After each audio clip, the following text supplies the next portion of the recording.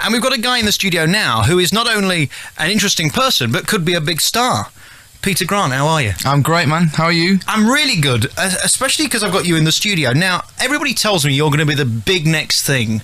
You're 18 years old, which is unbelievable, yet you've got your own record deal, and they say you're going to be the next Michael Bublé. Are they just winding me up, or is this true? Well, we're certainly going to try for it. We've got a great album put together, so you never know. When did you start singing? Let's start with that. I mean, when did you know that you had an ability to perform? Well, it started like a long time ago when I was about 7 years old, and my dad was a singer, and he'd finished singing professionally by the time I was born, but he'd sing when we went away, and I used to try and get up and sort of copy him, if you like, on stage. And it all went from there. Started singing about 6 and then went onto the piano and developed it all and practiced. I mean, I've listened to your CD, which isn't out until March. March 20th is the date that the album will be released. And it's such a gentle sound. It's kind of the new in thing now, isn't it? That the over-the-top kind of big, shrilly, bassy singing isn't popular anymore. The new way is kind of the more subtle, pure voice kind of singing. Do you know what I mean? Sure, yeah. I mean, don't get me wrong, Shirley Bassey, big voice is great. But the sort of style we've gone for is a bit, you know, there is that big sort of production in there as well, but it's a bit of a mix between the modern, easygoing voices as well. I mean, you've got some interesting tracks on this new album. Barry White's one of them, First, Last and Everything. That's an interesting song to take on. You wouldn't imagine that someone like you would even begin to want to record a song like that. Why that song, for example?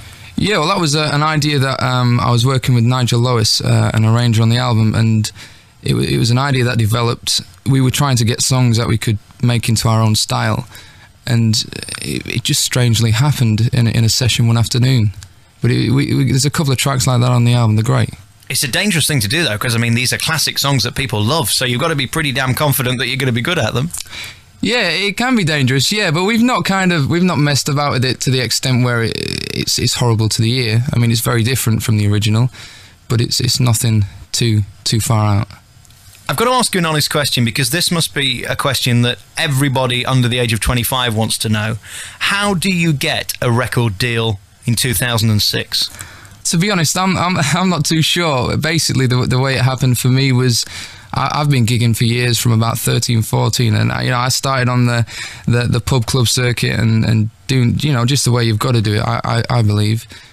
Built it up, got to bigger gigs, cruise ships, and like I did a tour with the Memphis Belle Swing Orchestra. You just got to get your name known a bit, gigging, and I always thought like, oh, nobody's going to hear of me just because I'm gigging around.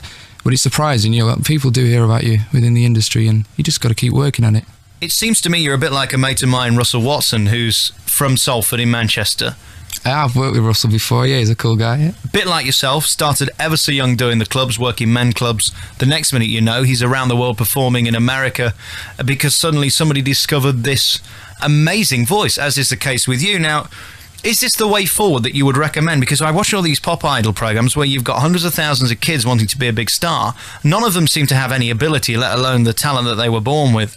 Yet they immediately presume that you can just go on a show and be a star. Presumably working these clubs that, I mean, I've done a few myself, they're not the easiest place to learn. Sure. And if you're crap, they're going to boo you off. Oh yeah, that's for sure. But the talent shows that are on the TV, you can't knock them. People are getting great careers. I mean, Will Young, a very talented songwriter, and he's the only one, isn't he? Well, name me another. Come on. Okay. Awkward, but good people are going in for these, and the only reason it depends on what sort of artist you are. If you want to be a very commercial pop star, then go for it. But I think the reason I would personally stay away from it is because you kind of get molded into something else and you can't work in your own direction. You got to get people that believe in you, and I feel that everybody around me, from people in the office to people that worked on the album, I really do think they believe in it, and so they're all into it. Now, I came to one of your kind of demo shows. What do they call them? It was a showcase. Showcase, I beg your pardon. Yeah. See, I don't know all the technical terms. It was basically your demo, wasn't it, for the whole of the media and for show business, to show them what you can do. And basically you wowed people and stood up and sang live. Now, this presumably is where you come into your own these days. I'd love to see Girls Aloud stand up in front of 200 people and sing live. That's not easy, is it? That takes confidence and years of practice and something within yourself that you're comfortable and confident and able to do it. How do you manage that? But like you said, years of practice. I mean, it wasn't easy at first. It takes a lot of time, and you know, I was gigging, like I said before, for a long time, and you just become more comfortable, and you learn more as you go along. Where do you go now then? What would be your dream? I mean, if you could sit opposite any DJ for an interview, who would it be? Or if you could go on anybody's TV show, with all this in front of you, what would impress you the most? I'm not too sure, because well, where I'm going, we've got to see how the album does. If the album does well, then my dream would be for it to just sell well everywhere, and sort of be known and respected for what we've done on the album. Obviously, it'd be great to do all the TV shows. You know, people like, I'd love to go on later with Jules, because I think as him being a musician himself, it'd be fantastic, and to meet people like Parkinson, you know. Presumably, it's in your interest to get that CD to him, and hopefully he'll listen to it and like it. Yeah, he seems to like new talent, so it'd be good to see what he thinks. And I know we're doing he's got a pub where he can do some live gigs, so we're going to go down there, and he seems interested, so you never know. As you say, you've got to find the people who can push you. I mean, the interesting thing about this business is, at the moment, people will go, I'm not interested. You get a #1 album, everybody's interested, and they're begging for your interview. That's the way it is, really, isn't it? It's trying to get people's attention, and through your story of being only 18 and from the north and doing the clubs, I mean, it's a great way of selling yourself. It's almost unique, isn't it, right now? Yeah, I think people like the whole northern thing, and coming from the club circuit, it shows, I don't know, a bit of background rather than just, oh, he's signed and made an album, and it's not just a, you know, absolutely packaged. It's a bit raw and real, if you like. I wouldn't put you in an embarrassing position to comment on what I'm about to say, but I think we are all sick to death of the X Factor people who come out, who don't last 5 minutes, because it seems to me that the music they give them to sing is fine, and with the right kind of processing and with the right kind of effects and the right kind of lighting, you can sound brilliant. But it seems that 6 weeks after they've gone, everybody's forgotten their name. Shane's a good example of a guy who can clearly sing, but we're talking about the fact he doesn't want to go on tour more than we're talking about how brilliant a singer he is. It is an odd position right now, and I think someone like you, Katie's a good example, Bublé's a good example. We actually want real music now. We're sick of pop. Pop isn't in, is it, right now?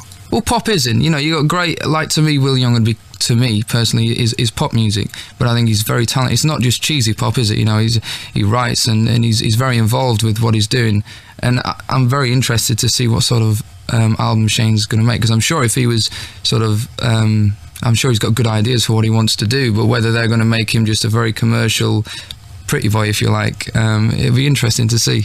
What's your stick then? Who are you after? Are you after the young girls? Are you after the young girls' mothers? Are you after guys? I mean, what is your thing going to be? Who are you going to be aimed at?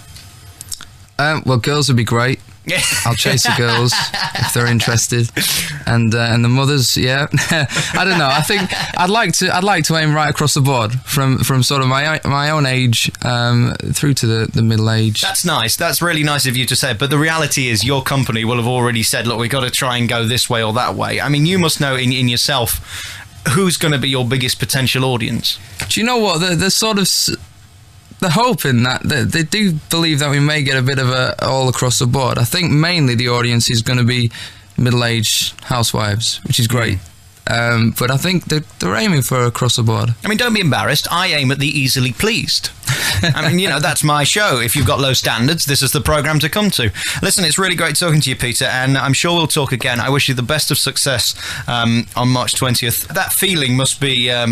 I don't even know how to describe it. I wouldn't even want the thought that I'm going into the charts and it may fail or it may be a success. That pressure is just way too much, so I wish you the best with that. I was speaking to a producer on the album earlier, and I was saying I'm like a kid at Christmas, but every day. I'm just so excited. I can't wait for it, just to see how it does, you know? Give it a shot. And it's the people you're going to meet as well, isn't it? And the things you're going to be taken to and the doors that are going to be opened. I mean, you're like me from the north. You're not invited to many showbiz parties in London until you come down here and you're part of it. That's right. If they want to invite me, it'd be great to go. I feel that you're up for fun, which is the main thing. I'm up for fun. That's what life's about. Yeah. Listen, congratulations on what you've done so far. Thanks, and for having I wish me, you the best of luck. Peter Grant's going to be in your stores from March 20th. Thank you for coming on the Late Night Revolution. Cheers for having us here, man.